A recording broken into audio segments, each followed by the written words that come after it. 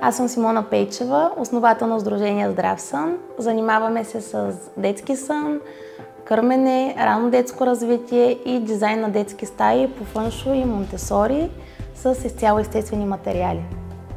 Отворих сдружението през 2018 година, а започнах да уча за детския сън, когато родих първото си дете през 2016.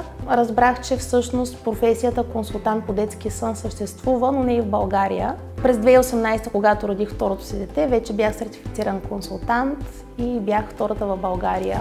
Когато завърших обучението по детски сън, осъзнах, че няма как да не знам и за храненето, защото те са взаимно свързани.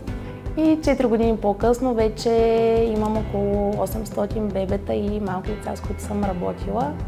Както с тях, така и с техните семейства. Защото когато работя за детския сън, аз не работя само за бебето, а работя за цялото семейство.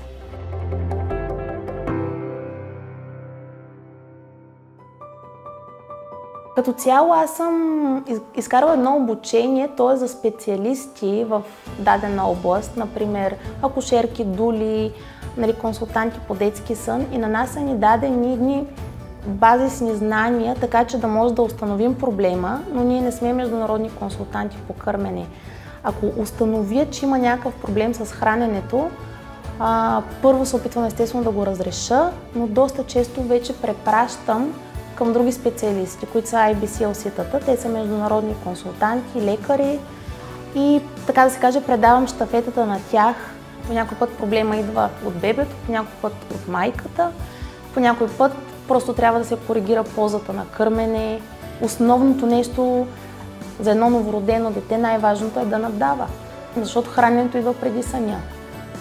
Да има спокойна майка. Оттам нататък вече решаваме проблемите с детския сън.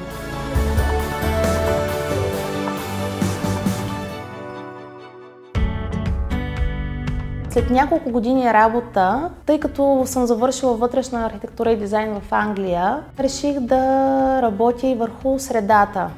С екип от хора изработваме стаи по фъншуй, по монтесори, ако искат родителите, с изцяло естествени материали, изцяло естествен текстил, така че децата да се чувстват възможно най-добре, както емоционално, така и физически.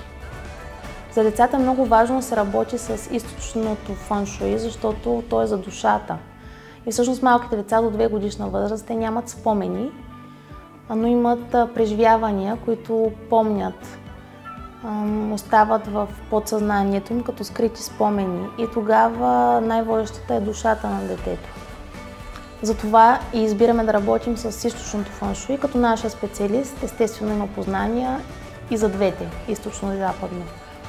Когато се направи астрална карта за детето, тогава най-добре може да се подреди и самия дом по фъншуй, като за фъншуйто е важно не само стаята, а останалите стаи, астралните карти на родителите и заобикалящата среда. Когато правихме стаята на моите деца, аз дадох за проекта чертеж на тяхната стая, чертеж на апартамента и чертеж на целия комплекс, в който живеем.